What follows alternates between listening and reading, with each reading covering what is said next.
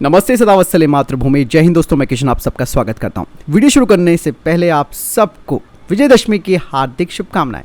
बढ़ते पहले defence update की तरफ। रक्षा मंत्री राजनाथ सिंह ने विजयदशमी के अवसर पर शस्त्र पूजा की और कहा कि यह हमारी पुरानी परंपरा रही है। बढ़ते नेक्स्ट अपडेट की तरफ, जो कि ज़ुलु डिफेंस को लेकर आ रही है दोस्तों। बेंगलुरु की स्टार्टअप कंपनी ज़ुलु डिफेंस ने अब अपने एक वॉल्यूम 35 का अनावरण किया है दोस्तों। और ये जो वॉल्यूम 35 है वो एक हथियारबंद मानव रहित हवाई प्रणाली है, यानी कि एक अनमैन्ड एरियल सिस्टम है। बता दें कि वॉल्यूम 35 भारत के एयर डिफेंस के लिए एक गेम चेंजर साबित होने वाला है, क्योंकि ये जो यूएस है वो ईगला एस कंधे से दागे जाने वाली जो एंटी एयरक्राफ्ट मिसाइलें उन्हें ले जाने और उन्हें लॉन्च करने में सक्षम है। ईगला एस एक man portable air defence system है, आप सब जानते हैं, जिसे कि कम उड़ान वाले दुश्मनों के फाइटर जेट, हेलीकॉप्टर्स और ड्रोन को खत्म करने के लिए तैयार किया गया है। अब अगर ये यूएस में लग जाता है, यानी कि अनमैन्ड एरियल सिस्टम है, तो ये बहुत ही ज्यादा घातक हो जाएगा। एक बार दोस्तों ये जो सिस्टम है वो भारतीय सेना को मिल जाता है तो भारतीय सेना ईगला एस जैसी जो एयर डिफेंस सिस्टम्स है, जिन्हें कि सैनिक मैनुअली ले जाता है, उन्हें ऑपरेट करता है, जिससे कि एक लिमिटेशन उन्हें मिलती है, क्योंकि जहां सैनिक पहुंच सकते हैं वहीं से लॉन्च किया जा सकता है। लेकिन वॉल्यूम 35 जो कि एक मोबाइल प्लेटफॉर्म है, वो इस सीमा को पार कर जाता है और दूरस्थ और दुर्गम क्षेत्रों में ये तेजी से डिप्लॉय किया जा सकता है। आपको बता दें कि वॉल्यूम 35 जो प्लेटफॉर्म है वो एआई और ऑटोनॉमस कंट्रोल क्षमता के साथ आएगा। बढ़ते नेक्स्ट अपडेट की तरफ, जो कि कावेरी इंजन को लेकर आ रही है।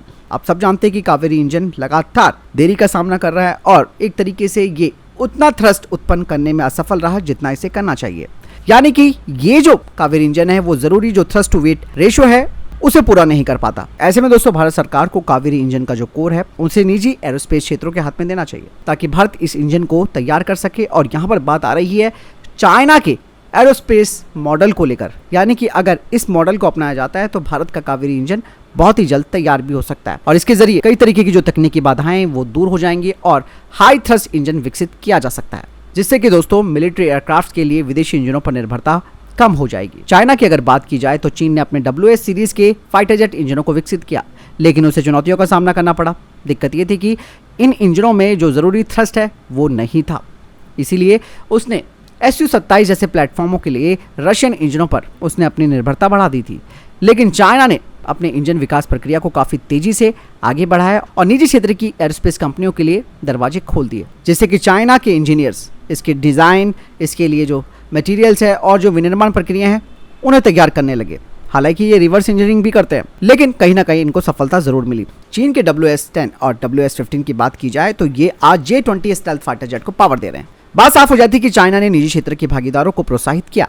वहीं अगर कावेरी इंजन कोर को अगर भारतीय प्राइवेट सेक्टर कंपनियों को हस्तांतरित किया जाता है और सरकार इन्हें प्रोत्साहित करती है तो ऑब्वियस सी बात है कि भारत एक एरोस्पेस फर्म टेक्नोलॉजी को बेहतर बना सकता है। और केवल GTRE के हाथ में इस प्रोग्राम देना कहीं ना कहीं इस प्रोग्राम को धीमा जरूर करता है। प्राइवेट सेक्टर की कंपनियां R&D भी करती हैं और वो जोखिम लेने के लिए तैयार रहती हैं, जिससे कि वो एक बेहतर इनोवेशन कर सकें। जैसे कि मैंने अभी आपको बताया कि केवल सरकारी एजेंसियों में अगर ये परियोजना केंद्रित रहती है, यानी कि उन्हीं के हाथों में रहती है, तो तकनीकी दृष्टि से इसमें वेरिएशन नहीं आ पाएगा। जबकि जो प्राइवेट सेक्टर की फर्म है वो नए नए रास्ते इसके लिए निकाल सकती है और इसमें विविधता ला सकती है। भले ही अभी जो कावेरी इंजन है वो AMCA जैसे फाइटर जेट को थ्रस्ट आउटपुट ना दे सके, लेकिन कावेरी कोर पर निजी कंपनियां काम करती हैं, तो ऑब्वियस सी बात है भविष्य में एक हाई थ्रस्ट वेरिएंट बनाया जा सकता है। ऐसा करने से दोस्तों भारत मिलिट्री एविएशन में आत्मनिर्भरता हासिल कर सकता है। बढ़ते नेक्स्ट अपडेट की तरफ। हाल ही में कैबिनेट कमेटी ऑन सिक्योरिटी ने भारत के न्यूक्लियर अटैक सबमरीन प्रोग्राम के लिए मंजूरी दी है। अब इस बारे में दोस्तों अमेरिका की तरफ से एक बड़ा खुलासा हुआ है। टाइम्स ऑफ इंडिया में इन पनडुब्बियों के बारे में एक रिपोर्ट आई है, जिसमें कहा गया कि भारत की पनडुब्बियों का जो डिस्प्लेसमेंट है वो लगभग 10,000 टन का होगा, जो कि 6,000 से 7,000 टन से काफी ज्यादा है। और भारत की ये जो न्यूक्लियर अटैक सबमरीन है उनका डिस्प्लेसमेंट अमेरिका की वर्जीनिया क्लास की पनडुब्बियों की तरह होगा, जिसमें कि SSN 774 ब्लॉक V वेरिएंट शामिल है, जिसका डिस्प्लेसमेंट 10,200 टन का है। और भारत के SSN को भी इसी तरीके की शेप का बनाया जाएगा। और साथ ही सबसे बड़ी बात उन्होंने ये कही है कि चाइना की जो टाइप 093 शांग क्लास की परमाणु ऊर्जा से चलने वाली अटैक पनडुब्बियां हैं उनकी तुलना में भारत की SSN काफी बड़ी होगी। जहां चाइना की टाइप 093 SSN का डिस्प्लेसमेंट 6,400 टन का है, तो भारत की आने वाली पनडुब्बी उनसे 40% तक ज्यादा बड़ी होगी। यानी कि बढ़ावा आकार न केवल इंड्योरेंस और मारक क्षमता को बढ़ाएगा, बल्कि इंडियन ओशन रीजन में तेजी से भारतीय नौसेना की जो सिक्योरिटी है उसे भी बनाएगा।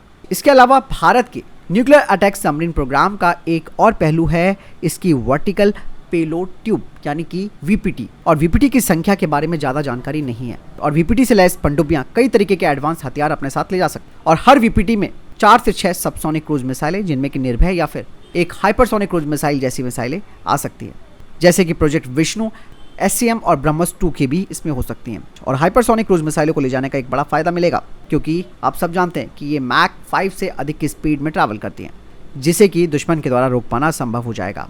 क्रूज मिसाइलों के अलावा इन परमाणु पनडुब्बियों को एंटी शिप और एंटी सबमरीन युद्ध के लिए भी हैवी वेट वाले टॉर्पीडो से भी लैस किया जाएगा, जिससे कि वो सतह और सब सरफेस दोनों तरह के खतरों को बेअसर कर सकती हैं। और भारत की नई SSN उनके सोनार सिग्नेचर को कम करने के लिए एडवांस्ड एकॉस्टिक स्टेल्थ टेक्नोलॉजी लगाई जाएगी। और मॉडर्न सबमरीन वॉरफेयर में स्टेल्थ एक महत्वपूर्ण विशेषता होती है। ऐसे में दोस्तों अब ये टेंशन चाइना के लिए सबसे ज्यादा होने वाली है, क्योंकि चाइना इंडियन ओशन रीजन में अपनी पनडुब्बियों को अक्सर भेजता है। और भारत के पास 10,000 टन वाली अगर परमाणु हमलावर पनडुब्बियां आ जाती हैं और जल्दी ये तैयार हो जाती हैं, तो भारत फिर आगे 13,000 टन की S5 क्लास की परमाणु ऊर्जा से चलने वाली बैलिस्टिक मिसाइल पनडुब्बियों के विकास की दिशा भी आगे तय करेगा, जिसे कि S4 और S4 स्टार SSBN के बाद विकसित किया जाएगा। इनका डिस्प्लेसमेंट 7,000 टन का है। वहीं SSN और S5 SSBN दोनों प्रोग्राम्स को 190 मेगावाट के प्रेशराइज्ड वाटर रिएक्टर के द्वारा ऑपरेट किया जाएगा, और इनमें नए पंप जेट प्रपल्जन सिस्टम भी होगा। बढ़ते नेक्स्ट अपडेट की तरफ। इंडियन एयरफोर्स के पूर्व air chief marshal RKS Bhadauria ji ने कहा कि पुराने सुखोई 30 MKI फाइटर जेट्स, जिन्हें 2001 में कमीशन किया गया था, उनकी जगह भारत का स्वदेशी 5.5 जनरेशन का स्टेल्थ फाइटर जेट यानी कि AMCA Mark II लेगा। और उन्होंने कहा कि 2045 के आसपास 100 सुखोई 30 MKI फाइटर जेट्स को रिटायर किया जा सकता है, जिन्हें कि 2000 के दशक में शामिल किया गया था। और इस समय तक हमारा AMCA Mark II अपने प्रोडक्शन के जोरों पर होगा। बढ़ते नेक्स्ट अपडेट की तरफ। रक्षा मंत्री राजनाथ सिंह ने बॉर्डर रोड ऑर्गेनाइजेशन की 75 ट्रांसफॉर्मेटिव इंफ्रास्ट्रक्चर प्रोजेक्ट ढांचा परियोजना का वर्चुअली उद्घाटन किया।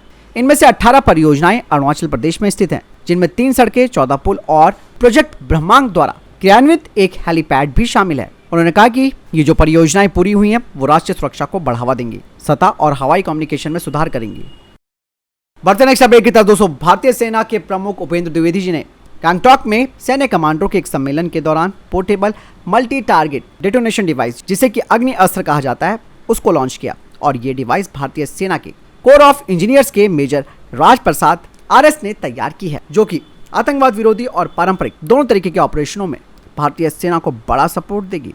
सेना के अधिकारियों ने बताया कि इस डिवाइस में रूम इंटरवेंशन, रिमोट बंकर या फिर हाइड आउट को खत्म करने और रिजर्व को ध्वस्त करने जैसी जो पारंपरिक और आतंकवाद विरोधी ऑपरेशंस हैं, उनमें उपयोग करके ये हमारी सेना की जबरदस्त क्षमता बढ़ाएगा। और ये नया सिस्टम एक माइक्रो प्रोसेसर आधारित इलेक्ट्रॉनिक डिवाइस है, जो कि 2.5 किलोमीटर की बेहतर रेंज के साथ वायर्ड और वायरलेस दोनों मोड में काम कर सकता है। यानी कि ये कई लक्ष्यों पर एक साथ फायरिंग करने की अनुमति दे सकता है, या फिर चुनिंदा टारगेट्स को भी। इसके अलावा ये आतंकवाद विरोधी अभियानों और IED को खत्म करने में महत्वपूर्ण फायदा देगा, जो कि महत्वपूर्ण मिशनों के लिए सैनिकों की अधिक सुरक्षा सुनिश्चित करते हैं। चलिए बढ़ते नेक्स्ट अपडेट की तरफ।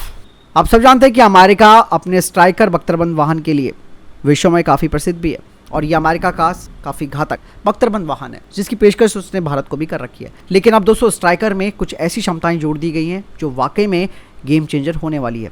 बता दें कि हाल ही में अमेरिका की सब्सिडियरी कंपनी लियोनार्डो DRS ने ड्रोन खतरों का मुकाबला करने के लिए स्ट्राइकर बख्तरबंद वाहन का एक नया संस्करण पेश किया है, जिसमें कि इसमें लेज़र और 70 mm advance laser guided rocket, इसके अलावा 30 mm ऑटोमेटिक तोप और एडवांस सेंसर सिस्टम इसमें इंटीग्रेट किए गए हैं।